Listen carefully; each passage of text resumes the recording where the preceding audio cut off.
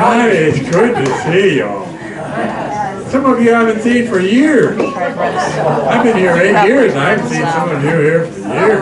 Show and tell. Coming out for a very special event, Valeria Vogt. We're going to talk about the Peace Corps, and after she talks about it, there'll be sign-up sheets for anybody who wants to go. You can go anywhere in the world, and I think some of them may still be eligible. Really? Valeria said that this is something we've never done before. We're going to have snacks. Really? For people who stay to the end. How about that? Frank Stovall's here. Frank, this is Frank's idea. This whole thing, show and tell. Frank's idea to do it, and he left it to me to continue it. And next month we're going to have Stan Smits also on the 6th floor talk about Chinese medicine. That should be very interesting. Chinese medicine, acupuncture, you know about that. He'll tell you more about it. He's got experience with that. So, and then after that, Father John Kiernan is going to talk about Ireland again. His second time talking about Ireland.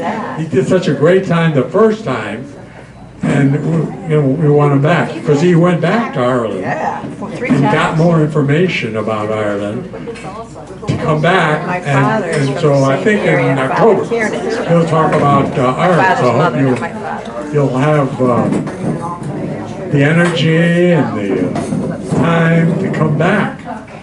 This is the best turnout we've ever had. And that's due to marketing. That's due to Valeria's posters. Her posters, you saw her posters. They're irresistible. I mean, she's going to do our marketing from now on for show and tell. She's going to advertise show and tell from now on. Are you ready to go? Yes. I'm through.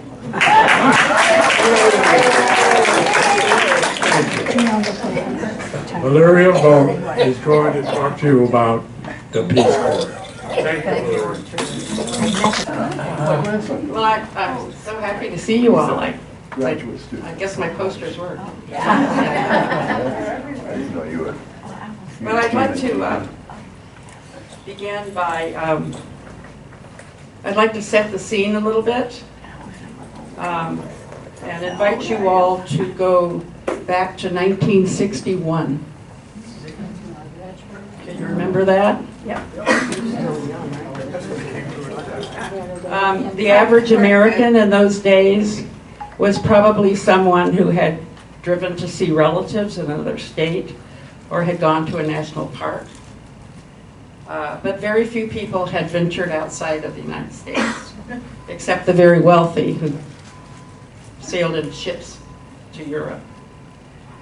And those were also the early days of jet airplanes. And most of us had not flown on a jet. And some of us, including myself, had never even been on an airplane. John Kennedy was the President of the United States. And we were in the middle of a Cold War with Russia. And America's greatest fear was the spread of communism. Against this backdrop, President Kennedy proposed the creation of a Peace Corps made up of volunteers who would live in underdeveloped countries for a period of 2 years, living on the level of the people they were going to live with and work with. And using that good old American ingenuity that we hear about, could help these people, these countries move into the 20th century, or at least create good relationships between the two countries. I think it was mostly that. They wanted good relationships with different countries. On September the 21st, 1961, Congress passed the bill authorizing the Peace Corps and immediately they began recruiting volunteers. I got on board the following April the 18th of 1962. That was before the first anniversary of the Peace Corps, when I was asked to join a group of volunteers going to Peru. I would like to point out that because this was the first year of the Peace Corps, and with any other brand new government organization, things were a bit disorganized. The ideas were there, but putting it all together was not always ironed out perfectly. So my group first met up in Baltimore, Maryland, where we met each other for the first time. There were 50 of us, half male and half female. Before we were told what we were going to do in Peru, we spent a week in Washington, D.C., getting to know some of the people who were working for the Peace Corps in Washington. It was explained to us that we would be trained in a camp of some sort, high up in a rainforest in Puerto Rico. This camp consisted of a few large tents for sleeping, a mess hall, a latrine building, and not much more. We were to be here for 1 month. Our training consisted of many activities that made us feel like perhaps we had joined the Army by mistake. We had physical exercises. We climbed over an obstacle course that was laced through the trees. We climbed mountains. We rappelled down the side of a dam, and other activities that most of us had never done. The whole idea here was to make us realize that we might face situations once we got to Peru that we didn't want to do, or that we were afraid of, or that we didn't feel good about doing. If you didn't have to succeed doing these things, but you had to try. If you refused to do any of them, you were sent back to the United States, or selected out, as they called it. We also had Spanish lessons, of course. Some of them were more advanced than others. So after a month at this camp, as it was called, we returned to San Juan, to the University of San Juan. At the university, we continued our studies in Spanish, nutrition, Peru studies, communist techniques, and other subjects the Peace Corps thought that we might need, or at least would help us understand this country we were moving to. At this point, we were told that our group was going to Peru to feed children in the most remote areas of Peru. There was a mandatory law in Peru that all children had to attend school, but in some areas of the country, children did not go to school because of hunger. They ate whatever their parents could find to feed them. We heard stories of children chewing on tree bark or anything else they could find. The Peace Corps partnered with Peru in beginning a feeding program using foodstuffs through the Food for Peace program that was a proposal of President Kennedy and was originally directed by George McGovern. And that was started in 1961 to strengthen the foreign policy between the U.S. and Latin America. The U.S. would provide flour, cornmeal, and powdered milk.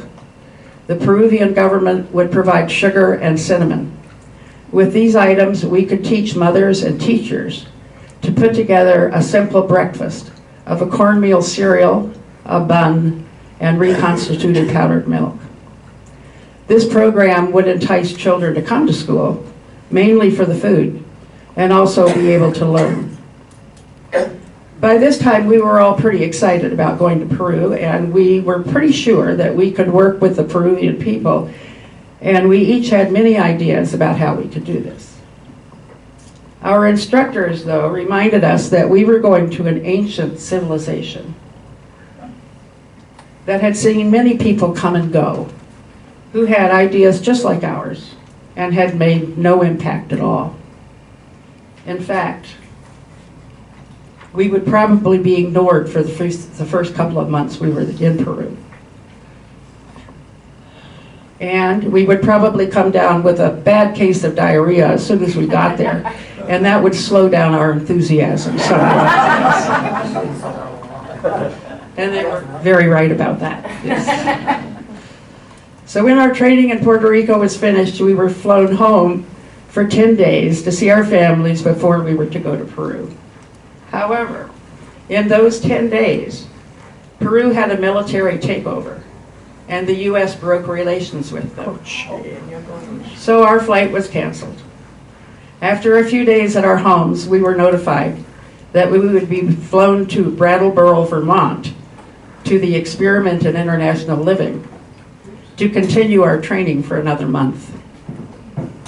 So after that month, the two countries had come to some kind of agreement, so we were flown to Miami, where we would be held until it was determined that we would arrive in Lima in the middle of the night, because the students at San Marcos University in Lima, the largest and oldest university in Peru, had threatened to meet our flight and throw rocks at us as we got off the plane. So after a week in Lima, we were given a choice as to which assignment or location we wanted to start our tour in. We were informed that we might be moved to several locations during our 2 years. For some reason, I chose to go to Iquitos, a town in the Amazon jungle. As I remember, I thought that the weather would be similar to that of Miami, Florida, where I had been born and raised. I was used to hot, humid weather and all kinds of bugs. Iquitos was the largest town in the Peruvian Amazon jungle, located where two smaller rivers come together to form the massive Amazon River. I also worked in two other locations called Yungay and Mollendo, and you can see the three towns marked on this map. So I was lucky to go to each. Peru is really kind of divided into three sections. There's the coast, which is very desert-like. Then there's the mountains in the middle of the Andes. And then there's the jungle up at the top, which takes up a large part of the northern part. And most Peruvians have never been there. My job in Iquitos was to go to a small school deep in the jungle where there was no road and was located farther than trucks or buses could drive to. I rode the bus as far as it went, and then walked the last couple of miles to the school, and helped local mothers prepare the food using large pots that the Peace Corps had provided over fires that local mothers would build to make the food for the children. And this is a picture of the milk already mixed up, being trucked to the schools that they could get to. So I went every day to this Escuela de San Juan that was out of town. I would go by a central kitchen in town, pick up the buns, and ride the bus to the end of the line, and then walk the rest of the way. With my not so great Spanish, I'll have to admit, I helped the mothers and made sure they had all the food they needed. The children would wait for me each day and would walk with me a little way when I left until they couldn't see me anymore, waving the whole time. They were lovely. Iquitos was an interesting town because of the kind of people who lived there.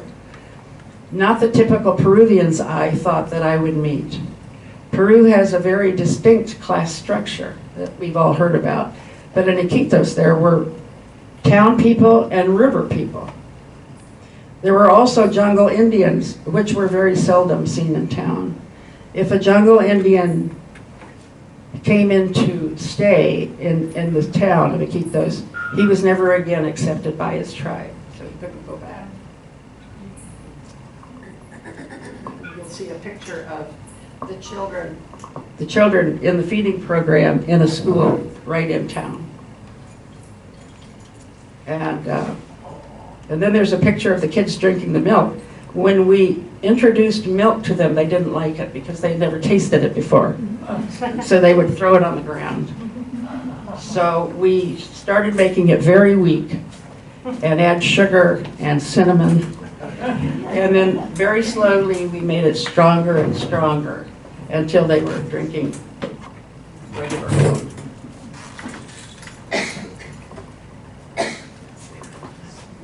I lived in Iquitos for 3 months, and then I moved to a village high in the Andes Mountains. It was called Yungay. Yungay was located at the foot of the highest mountain in Peru called Huascarán. It was located in the middle of the country in a valley called the Callejón de Huaylas, also known as the Switzerland of Peru. It's a beautiful, beautiful part of Peru. When I remember my time in the Peace Corps, I think mainly of Yungay. That made me feel like I was really in the Peace Corps. You know, we would get brochures once in a while in the mail from the Peace Corps showing Peace Corps volunteers in other countries, like in Africa, in these little round huts. And we would think, oh boy, they're really in the Peace Corps. Not us. I mean, we're just living like we live at home. Ha ha. Okay, so you can get used to anything. It took, well, when I got to Yungay, I was reunited with a partner who I had become close to during our training, and we moved into a small house made of mud bricks. This house had no running water, no plumbing of any kind, and electricity only from 6 at night till 6 in the morning, and then with only one light bulb. This is the picture of the house. It looks like it's 2 stories, but it's not because there were no stairs. And next door, you can see how they build these houses. And so the inside of our house looked about like the inside of that house looks. We didn't have much. We had beds. The Peace Corps gave us beds. They were 1 step up from an army cot. And we had to take them any place we went. If we moved, we always had to take our bed with us. It took a while to adjust to living in Yungay. First of all, it was at an elevation of 8,045 feet. That was a switch for me because I had been living at sea level. We found that we could walk and talk, but not at the same time. But after a while, we got used to the altitude. We hired a young boy to bring us water from the town's one spigot, which was in the plaza in the middle of the village. Well, we kept the water in a barrel outside our back door. Of course, we had to boil it before we could use it for drinking, which at 8,000 feet on a little Primus stove. I don't know if many of you are familiar with that. It was like a camping stove. That was also the way we had to bathe if we wanted warm water. Here's the back of our house. Please excuse the laundry. The village of Yungay was located in north central Peru between 2 mountain ranges at the base of Huascarán. It's over 22,000 feet high, and it's just gorgeous, just beautiful. At night it was quite cold, and of course we had no heat. The Peace Corps had given us 2 Tilly space heaters. I don't know if they still make them.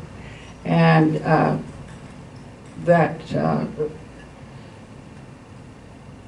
that was how we heated. We had to pump them up every night and then light them. And then there was the electricity problem. As I said, we only had 1 light bulb, and it didn't really shine enough to see by until about 10:30 or 11 when everyone else in the village went to bed. The bathroom issue was a matter of adaptation. As you can see in this picture, we had a small enclosure behind the house. It had no roof, so we did buy a piece of corrugated tin to put over the top to keep the rain out. A stream ran through this enclosure. Here you can see the two concrete blocks on either side of the stream, with a foot on each block. We would squat over the running stream. However, the stream only ran at certain hours of the day. Enough said.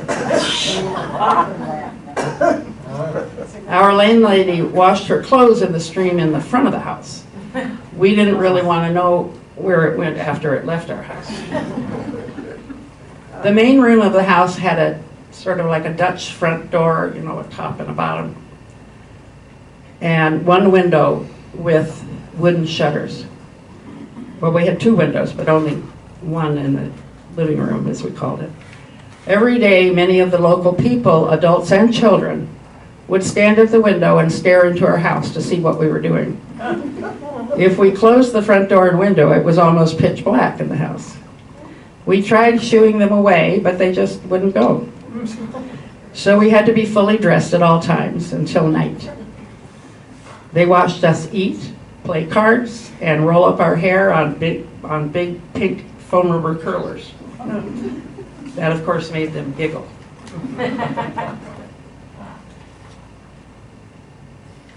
Our own food gathering took up quite a bit of time. We would get up early and we would go to the market each day. Yungai had an open market in an empty field. The vendors would spread a blanket on the ground and pile their vegetables or whatever they were selling on the blanket and sit until they sold all of what they had brought.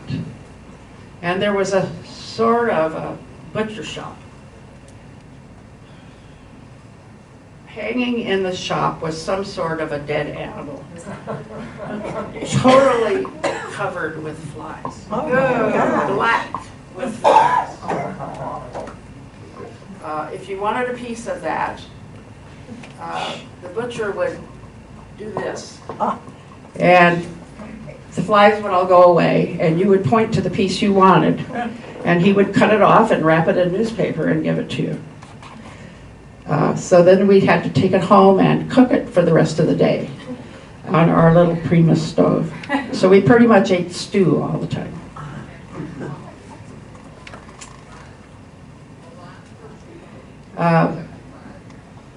We did acquire a little oven. It was like a little metal box with a door in the front. And we put that on top of the Primus oven, or the Primus stove. And I learned to make bread in that little oven.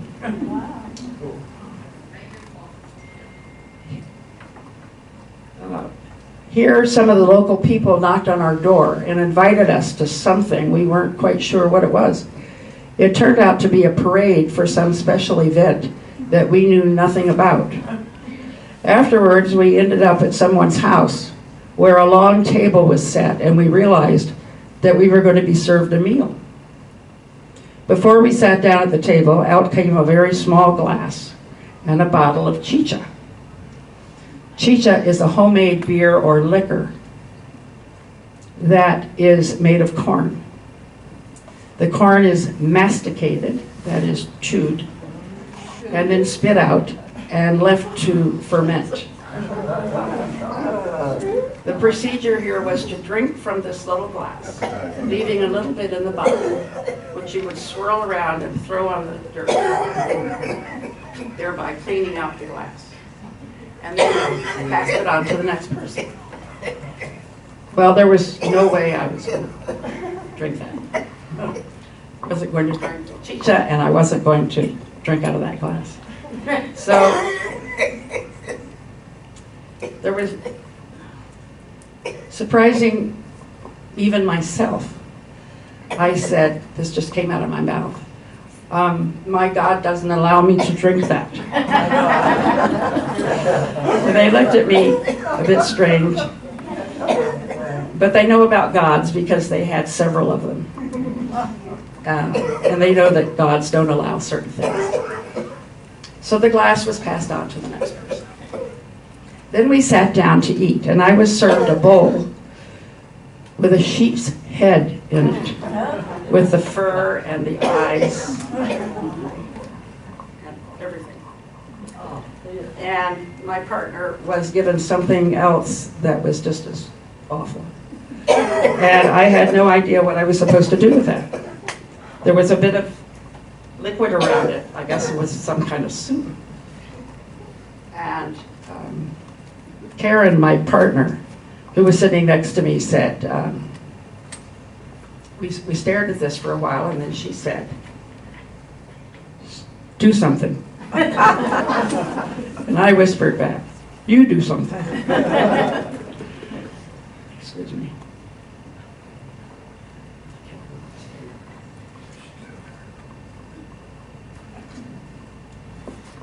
So I said, well, before I said anything, I remembered the #1 cardinal rule of the Peace Corps: never embarrass or insult the people we were there to live with. So we wondered what to do. So I thought for a minute, and I said, "Oh, I didn't realize this was for dinner. We just ate." It was a pretty lame excuse, but it worked. They did take it away. So the sheep's head was removed. After dinner came the dancing, which consisted of jumping around like with some little old lady waving a white handkerchief. So we did that for a couple of hours, and then we went home. It was an evening to remember. And these are some of the local musicians that were in front of the parade. There was a little girl named Juanita that took a liking to us, and she used to hang around our house all the time. And her hair was always so dirty and matted. And she liked to play with our foam rubber curlers. So one day we decided to wash her hair and roll it up with these curlers. And when it dried, we took them out and combed her hair, and it was all fluffy and pretty. We always wondered what her mother thought when she went home. So after a while, the feeding program was working well in Yungay, so we looked around for some other way we could help out in our assigned location.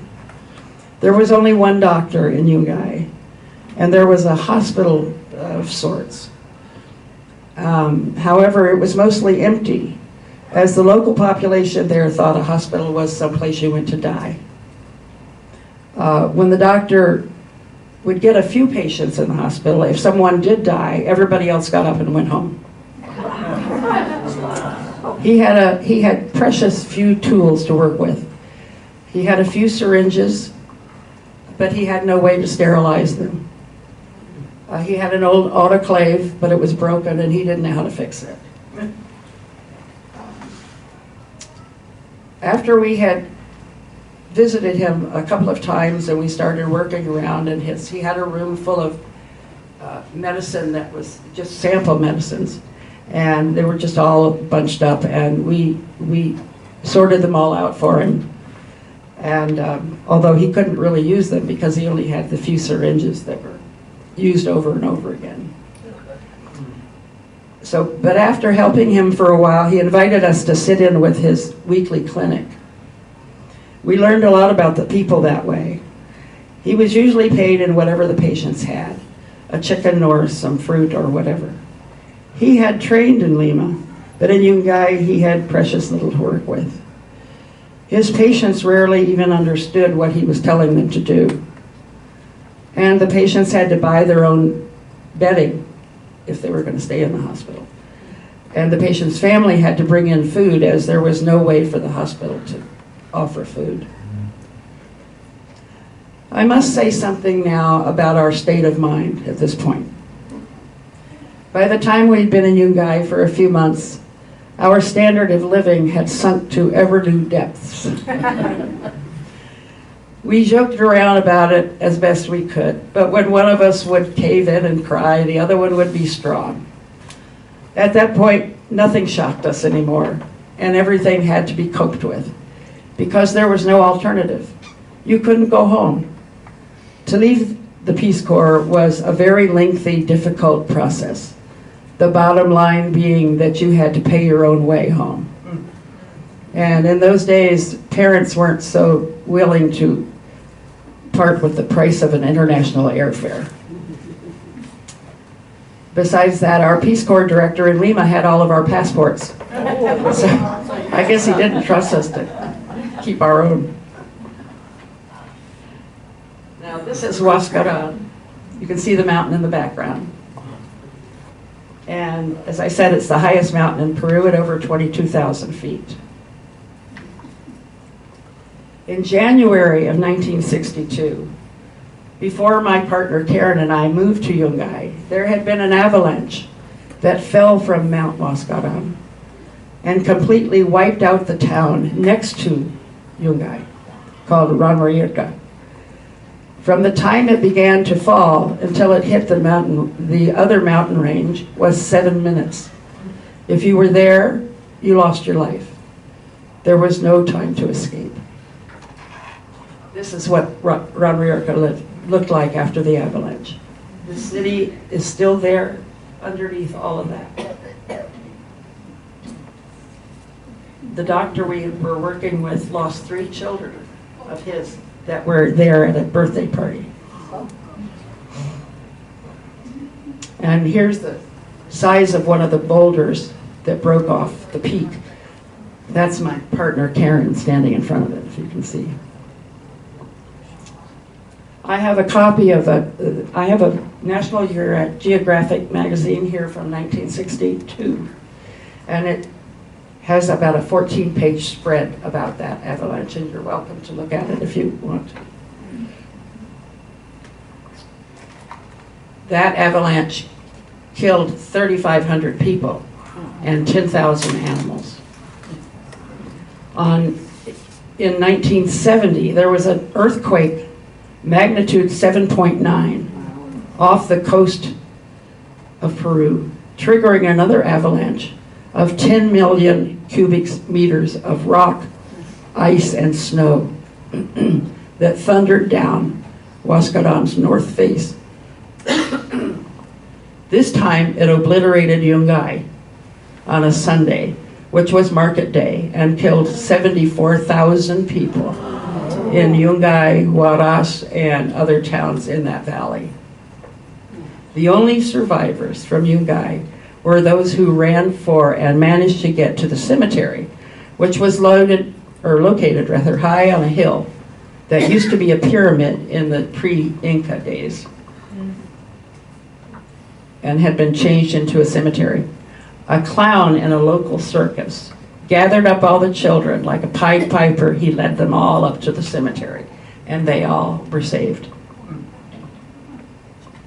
I was in the United States in 1970. I was already finished with the Peace Corps at home, and it made me realize that I lost a lot of the people that I had gotten to know, and certainly our landlord and landlady and her 3 children. I lived there for 9 months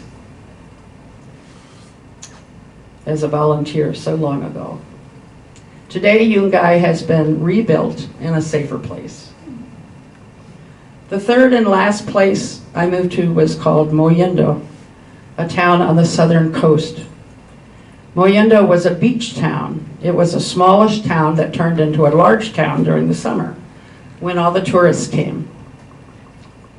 By this time, the feeding program all over the country was operating very well, and it was up to any and all of us to find other things that we could do to help out wherever we were located. My new partner, I had to get a new partner, and I had an idea to bring children from larger cities down to the coast to see the ocean for the first time in their lives. But that required money. We looked around and wondered how we could make some money. So we decided to use that American ingenuity that we'd heard all about and opened a hot dog stand for all the tourists who came to Mollendo in the summertime. There was a small stand of some sort already there that looked like it hadn't been used in a long time. So we used what little money we had to buy hot dogs, buns, and drinks, and opened our little hot dog stand. We wondered how to refrigerate the drinks, but then we realized and remembered that Peruvians don't drink cold drinks. They like to drink them at room temperature, so that solved that problem. The hot dogs were apparently had not been heard of either, not in a roll like we eat them. So this was all new for them, and pretty soon we were off and running. Our little stand was a big hit, and the money started rolling in. We contacted the Peace Corps volunteers in Arequipa, the second largest city in Peru, which was the nearest large city to Mollendo, and asked them to gather a group of children and bus them down to the beach. We erected a couple of large tents for the children to sleep in, and soon we had a group of children who were beyond excited to see the ocean for the very first time. These children were all infested with lice. So we decided to find some lice-killing solution, and we made a barrel full of that. We dipped each child a couple of times while they were with us, and hopefully sent them home in a little better shape than when we first met them. They stayed with us for a couple of days before returning to Arequipa. Soon after that, another bus arrived. This probably brings up a lot of questions to you, but at the time, so long ago, our locations and the fact that we were all known to the local people by this time, they trusted us to provide this experience for their children. We didn't have to have permission slips and all the rest of the things that we have to have now. The hot dog stand continued to rake in money, enough to fund this activity, and it lasted for the better part of the summer. As summer came to a close, it was time for us volunteers to leave Peru and return to the U.S. Our 2 years were over. We were all contacted and told to arrive in Puno, Peru, where we would be told how this was going to happen. On the appointed day, I got on the train at sea level to travel to Puno, which is at 12,549 feet altitude. About this time, I got sick, and I had to stop in Arequipa to be hospitalized for a few days to see what was wrong with me. That story is quite long, so I won't go into a lot of detail, but the one hospital in Mollendo was run by a few quite elderly French nuns, and the place was unfit to spend any time in. There were dead roaches on the floor, and the lab was filthy. All the glassware was filthy. And I thought, there's no way I'm staying here. So I contacted a friend who drove me to Arequipa, where there was a proper hospital. Turns out I was infested with some sort of parasites, which I had picked up by eating a chicken dinner with my host family in Mollendo. I had known I was taking a chance, but I thought perhaps this one time I would get by, but I didn't. But quinine for a couple of days and I was good to go, so I continued my trip to Puno. I stayed in the one hotel there, and my room was on the second floor. There was no elevator, of course, so I took the stairs. I had one small suitcase with me, and I started up the stairs. It took me 30 minutes to go up one floor at that altitude. One step, sit down on my suitcase, rest, then take another step and do it all over again. Sea level to over 12,000 feet in a few days was a bit too much for me. My room was so cold I slept in all my clothes, including my coat and my boots. Our entire group was together again with lots of stories being shared. There were people from the Foreign Service, magazines and newspapers, etc., who wanted to interview us, as we were among some of the very first Peace Corps volunteers returning home after our time in whatever country we'd gone to. There were lots of jokes from them about having to teach us how to eat using utensils again, and how we had probably gone native and had forgotten our manners, and how to use a proper toilet. And I have to admit, a bit of that was true. The main thing I learned is that I was capable of much more than I thought I was. I have never been pushed like that. I had never been in that situation before. You never know what you are capable of until you go through something like that. What I also learned was what it was like to be desperate. There were many times when I was deeply desperate and thought I would have left in a heartbeat if it had been possible. If someone had come by with a ticket to Miami, I would have gone, but nobody did. Anyway, that's about it. Question? Yes, now we have any questions?